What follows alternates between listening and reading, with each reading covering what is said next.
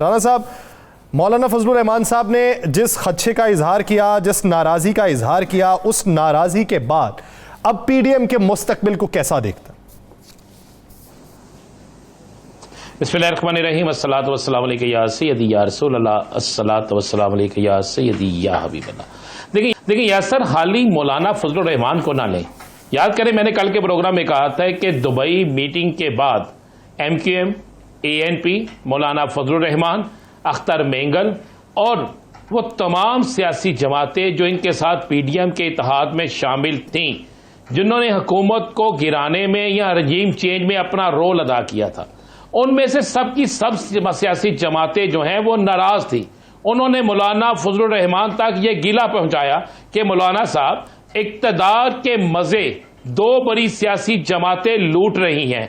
आने वाले इक्तदार का फैसला भी दो बड़ी सियासी जमातें मुस्लिम लीग नून और पीपल्स पार्टी का रही हैं। आप PDM के चेयरमैन हैं, आप PDM के सरबराह हैं, आप PDM में सब कुछ है, तो आप कहां पे हैं? आप किस जगह पे खड़े हैं? आपको किस जगह पे रखा गया है? आपसे कोई मुशावरत की गई? क्या PDM का इजलास बुलाया गया? क्या PDM के इजलास में किसी से पूछा गया? तो मौलाना साहब बड़े गुस्से में थे। मौलाना साहब ने सुनी 1 दिन, 2 दिन, 3 दिन, और जब मौलाना साहब को इस बात का इल्म हुआ कि जनाब मौलाना साहब से हाथ हो रहा है, हाथ इस तरह हो रहा है, मैं आपको ये एडवांस बता रहा हूं, ये खबर दे रहा हूं आपको। मौलाना साहब के पास 2 सूबे हैं जहां पे मौलाना साहब ने इक्तदार की ख्वाहिश का इजहार किया था। एक मौलाना साहब ने कहा था मुझे KPK के अंदर वजारत आला दे दी जाए। वहां पर परवेज खटक को किसी और तरफ से शाबाश दी गई, थपड़ी दी गई, और ANP को किसी और तरफ से कहा गया। उसके बाद था बलोचिस्तान। मौलाना साहब बलोचिस्तान में बड़े खुश थे कि बलोचिस्तान भी मिल जाएगा। बलोचिस्तान में सेनेट से एक अहम तरीन शख्सियत वजीर आला बलोचिस्तान आ रही है। ये मैं आपको खबर दे रहा हूं। अब मौलाना साहब, तीसरी मौलाना साहब की आरज़ू थी शायद मैं सदर पाकिस्तान बन जाऊं। अब मौलाना साहब को सदर पाकिस्तान बनने के लिए तो शेरवानी भी तैयार थी, हर चीज तैयार थी, लेकिन मौलाना साहब के हिस्से में वो चीज भी नहीं आई। जिसके बाद आज मौलाना साहब ने स्पेशल सीनियर सहाफियों को बुलाया और उसमें बड़े अहम तरीन इंकशाफात किए, और उस ऐसे इंकशाफात किए कि आप सोच नहीं सकते। आप आज गौर करें 2 बड़ी खबरों पे। एक, मौलाना फजलुर रहमान का अटैक मुस्लिम लीग नून और पीपल्स पार्टी पे, और मौलाना फजलुर रहमान का यह कहना है कि जो आज हो रहा है या जो कल हुआ था, इन दोनों में मेरा कोई किरदार नहीं है, मैं ये नहीं चाहता था। दूसरा, अमीर हैदर होती, आज उसने क्या कहा? आज उसने कहा कमर बाजवा साहब, फैज हमीद साहब, इनका भी ट्रायल होना चाहिए, इनका भी ट्रायल होना चाहिए। कप्तान के साथ, चेयरमैन PTI के साथ इनका भी ट्रायल होना चाहिए। आप देखेंगे आवाजें निकलना शुरू हो गई हैं PDM के अंदर से। मुस्लिम लीग नून ये आवाज नहीं निकालती। मुस्लिम लीग नून एक नाम लेती है, पीपल्स पार्टी एक नाम लेती है, लेकिन अब जब इनके अंदर से जमातें ये नाम लेना शुरू हो गई है तो ज़हन में रखें, इक़्तिदार की कश्ती में सुराख हो गए हैं। अब सब के सब इसमें से बाहर निकलने की कोशिश कर रहे हैं। एक बात क्लियर हो गई है कि मौलाना साहब के इक़्तिदार में किसी जगह नहीं है, और इसी तरह दीगर सियासी जमातें जो PDM के प्लेटफॉर्म से इकट्ठी थी वो भी है। ये पीपल्स पार्टी तो बड़ा अच्छा बहाना बना के कह देती है हम PDM का हिस्सा नहीं थे और ना हम PDM का हिस्सा हैं। मुस्लिम लीग नून ने भी अब यह कहना शुरू कर दिया है हम अकेले इक्तदार में नहीं है, ये तो सारी जमातों का इक्तदार है, गुना तो भी सबको जाएगा। अगर सवाब सब ने लेना है तो गुना भी सब लेंगे। तो यासर, ये आने वाले दिनों में हंडिया भी चुराहे पुटने वाली है, ये सब काम खत्म होने वाला है। सब के सब जो है ना वो एक ऐसे शिकंजे में फंसने वाले हैं जिससे निकलेगा कोई नहीं। मौलाना साहब को खुश होना चाहिए कि वो दुबई मीटिंग में नहीं थे। दुबई मीटिंग की जिस दिन बात बाहर निकलेगी, दुबई मीटिंग की जिस दिन साजिश बाहर निकलेगी, तो शायद बहुत सी गर्दनों पे शिकंजे कसे जाएं। ये आप क्या समझते हैं? इक्तदार के ईवानों में बैठा हो शहबाज शरीफ, वजीर आजम शहबाज शरीफ हो, वजीर एहसाना इसाक डार साहब हो, वजीर दाखिला राना सनाउल्लाह साहब हो, वजीर कानून आजम ज़हीर तारड़ साहब हो, और मियां नवाज शरीफ साहब पाकिस्तान आए, तो आप समझ लेना मियां साहब को पाकिस्तान आने की इजाजत कौन नहीं दे रहा। मियां साहब पाकिस्तान किसके डर से नहीं आ रहे? अगर तो आप ये कहें कि इनको अदलिया का डर है, अदलिया का इनको कोई डर नहीं है। कभी भी इन्होंने अदलिया की परवाह नहीं की। अदलिया के, सुप्रीम कोर्ट के बाहर ये जलसा कर सकते हैं, सुप्रीम कोर्ट के बाहर ये तकारीर कर सकते हैं, वहां पर गलीज जबान इस्तेमाल कर सकते हैं। तो आप समझते हैं कि ये सारा मामला मौलाना साहब को शुक्र करना चाहिए। लेकिन आज मौलाना साहब का गिला जो है ना वो 3 चीजों पे था।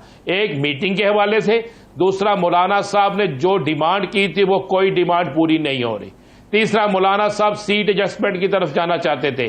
पीपल्स पार्टी ने तो वाजे कह दिया कि मौलाना साहब सोचिएगा भी नहीं। अच्छा, राणा साहब अगर देखा जाए, मौलाना फजलुर रहमान ने आज ये बात की है कि हम पे तनकीद करने वाले इत्तेहादी शीशे में अपनी शक्ल देखें, तो ये वाज़े तौर पे पैगाम किसको दिया उन्होंने? भाई ये वाज़े तौर पे पैगाम किसी और को नहीं दिया, पीपल्स पार्टी को दिया। ये पैगाम मुस्लिम लीग नून के उस शख्स को दिया जिसने आज एक जगह जलसा करते हुए मौलाना साहब पे तनकीद की है, जिसका तल्लक शेखुपुरा से है। तो मौलाना साहब ठीक है, टूट गई, जैसे हम कहते थे टूट गई तराका करके, ये टूट गया अब सारा कुछ। अब इलेक्शन करीब आ रहे हैं, सब इक्तदार की टूटी हुई है, डूबती हुई कश्ती से बाहर भाग रहे हैं। ये वही कश्ती है जो यूनान में डूबी थी, उसमें कुछ 700 बंदे डूबे थे। इस कश्ती में जो 13 इत्तेहादी डूबेंगे, ये डूबने वाली कश्ती है। अगर आप ये कहें कि ये बच जाएंगे तो मुझे बताएं किस तरह बचेंगे? क्या अवाम के अंदर इनका वोट बैंक है?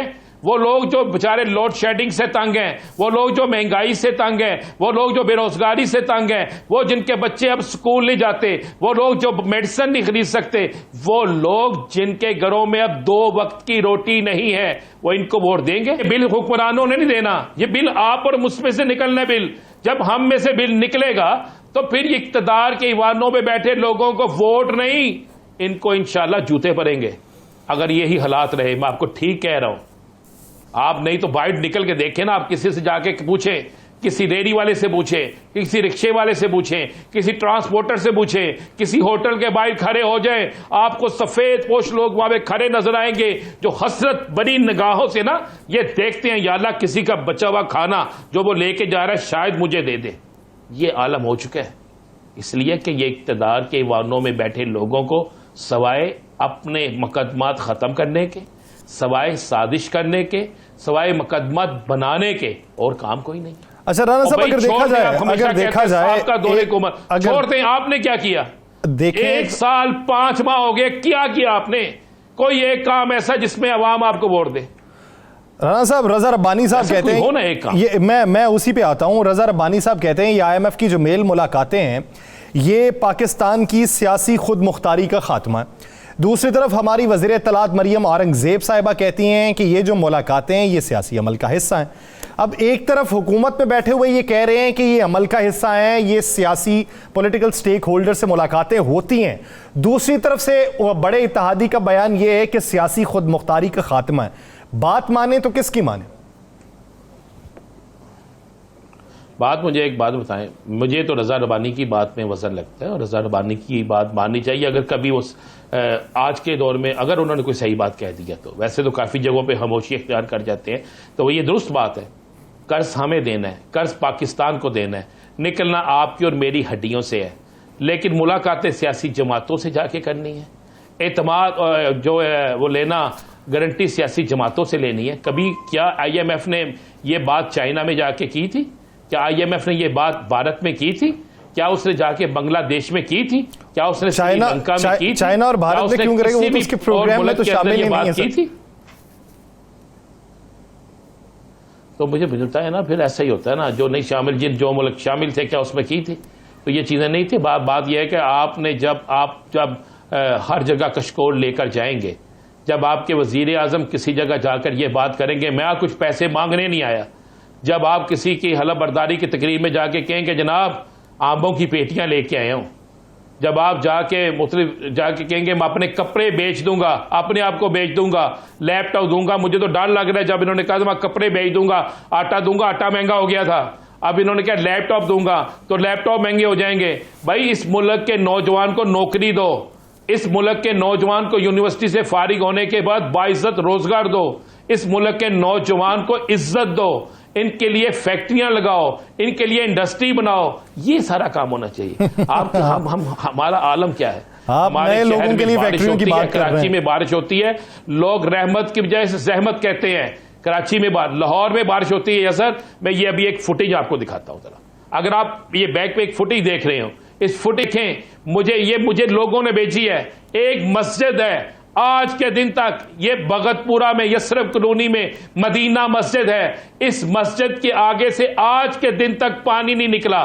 जहां पे अल्लाह का नाम लिया जाता हो, अजान होती हो 5 वक्त, नमाजी इसलिए नमाज पढ़ने ना जा सकते हो कि जनाब आगे पानी खड़ा है, पानी से गुजर के जाएंगे, कपड़े बलीद हो जाएंगे, पानी से नहीं गुजर सकते तो मस्जिद में किस तरह पहुंचे। और हम क्या करते हैं, आज फलाने एमपीए के घर के बाहर सफाई कर दो, आज फलाने एमएनए के घर के बाहर सफाई कर दो, आज एक मेन रोड खोल दो, उसमें से पानी निकाल दो ताकि बल्ले बल्ले हो जाए। आके टीवी पे, मीडिया पे आके कह दो जनाब हमने सारा सिस्टम कर दिया। और खुदा के बंदो, इन जगहों पे जाओ जहां से तुम्हें वोट मिलते हैं, जहां से तुमने वोट लिए हैं। ये देखें, लोग मसाजिद में जाने को तरस रहे हैं कि उनके आगे पानी खड़ा है, और वासा वाले सुख की बांसुरी बजा रहे हैं, हुक्मरान सुख की बांसुरी बजा रहे हैं। यार ये सारा कुछ हो रहा है यासर साहब। मुझे तो मौजूदा सिनेरियो में पहली जो हालात पैदा हो गए ना, जिस तरह ये आपस में लड़ना शुरू हो गए हैं, इसके बाद मुझे इलेक्शन भी नजर नहीं आ रहा।